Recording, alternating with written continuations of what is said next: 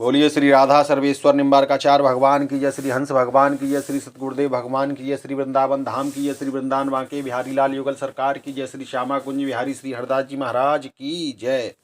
आज मार्गशीर्ष मास के शुक्ल पक्ष की मोक्षदा एकादशी व्रत महात्म्य में हम लोग सुनेंगे। और उससे पहले सर्वप्रथम, जैसे कि हम हर बार आपसे प्रार्थना करते हैं कि गौवंश की हत्या शीघ्र अति शीघ्र रुके, उसके लिए हम भगवान से निरंतर प्रार्थना करते रहें और उनसे प्रार्थना करें कि शीघ्र अति शीघ्र यह गौवंश की हत्या रुक जाए। चलिए अब हम कथा का श्रवण कर लेते हैं। श्री अर्जुन बोले, हे भगवान, आप तीनों लोगों के स्वामी हैं, सबको सुख देने वाले हैं और जगत के पितर हैं, इसलिए मैं आपको नमस्कार करता हूँ। हे देव, आप सबके हितैषी हैं, कृपा कर मेरे एक संशय को दूर कीजिए। मार्गशीर्ष माह के शुक्ल पक्ष में कौन सी एकादशी होती है, उसका क्या नाम है, उस दिन कौन से देवता की पूजा होती है और उनकी विधि क्या है। भगवान, मेरे इन प्रश्नों का विस्तार सहित उत्तर देकर मेरे संदेह को दूर कीजिए, बड़ी कृपा होगी। भगवान श्री कृष्ण बोले, हे अर्जुन, तुमने अत्यंत उत्तम प्रश्न किया है, इसलिए तुम्हारा यश संसार में फैलेगा। तुम ध्यानपूर्वक सुनो। मार्गशीर्ष माह में शुक्ल पक्ष की एकादशी अनेकों पापों को नष्ट करने वाली है। यह मोक्षदा के नाम से प्रसिद्ध है। इस दिन श्री दामोदर भगवान की पूजा धूप दीप नैवेद्य आदि से की जाती है, भक्ति पूर्वक करनी चाहिए। और अर्जुन, अब मैं तुम्हें एक पुराण की कथा कहता हूँ। इस एकादशी के व्रत के पुण्य के प्रभाव से नरक में गए हुए माता पिता पुत्र आदि को स्वर्ग की प्राप्ति होती है। इसकी कथा इस प्रकार है, तुम ध्यान पूर्वक सुनो।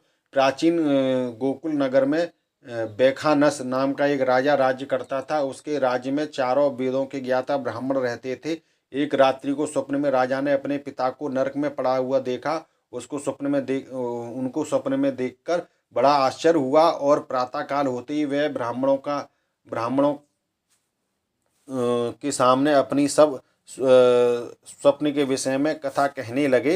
हे ब्राह्मणों, रात्रि को स्वप्न में मैंने अपने पिता को नरक में पड़े हुए देखा और उन्होंने मुझसे कहा कि हे पुत्र, मैं अब नरक भोग रहा हूँ, मेरी यहाँ से मुक्ति कराओ। जब से मैंने उनके यह वचन सुने हैं, तब से मुझे चैन नहीं है। मुझे अब राजा का राज सुख भी और ऐश्वर्य, हाथी घोड़े धन स्त्री पुत्र आदि कुछ भी सुखदायक प्रतीत नहीं हो रहे हैं। अब मैं क्या करूं, कहाँ जाऊं? इस दुख के कारण मेरा शरीर तप रहा है। आप लोग मुझे किसी प्रकार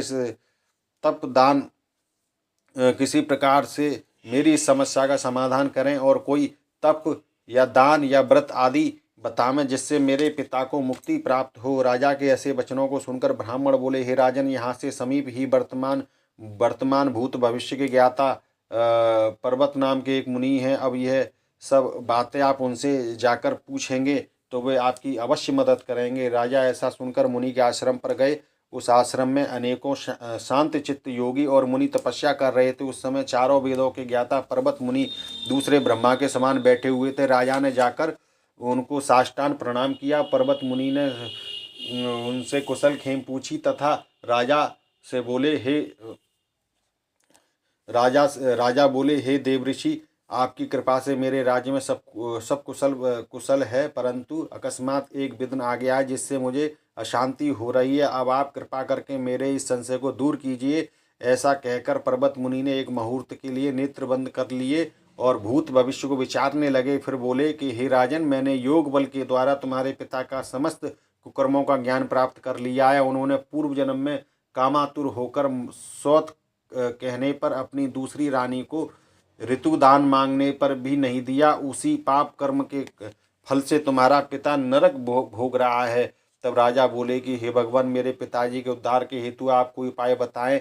तब पर्वत मुनि बोले, हे राजन, मार्गशीर्ष मास के शुक्ल पक्ष में जो एकादशी होती है, उस एकादशी का आप उपवास करें और उपवास के पुण्य को अपने पिता को संकल्प के साथ छोड़ दें। उस एकादशी के पुण्य के प्रभाव से अवश्य ही आपके पिता की मुक्ति हो जाएगी। मुनि के वचनों को सुनकर राजा अपने राज्य को आया और कुटुंब सहित मोक्षदा एकादशी उपवास किया। उस उपवास के पुण्य को राजा ने अपने पिता को दे दिया, अर्थात संकल्प छोड़ दिया। उस पुण्य के प्रभाव से राजा के पिता को मुक्ति मिली और स्वर्ग में जाते हुए अपने पुत्र से बोले कि हे पुत्र, तेरा कल्याण हो। यह कहकर स्वर्ग में चले गए। मार्गशीर्ष माह के शुक्ल पक्ष की मोक्षदा एकादशी को का जो व्रत करते हैं उनके समस्त पाप नष्ट हो जाते हैं और अंत में स्वर्गलोक को जाते हैं। इस व्रत से बढ़कर मोक्ष देने वाला कोई दूसरा व्रत नहीं है। इस कथा को सुनने व पढ़ने से वाजपेयी यज्ञ का फल मिलता है। यह व्रत मोक्ष देने वाला चिंतामणि के समान है। बोलिए मोक्षदा एकादशी महात्म की जय। अब हम आपको आगे सफला एकादशी महात्म कहेंगे। राधे राधे।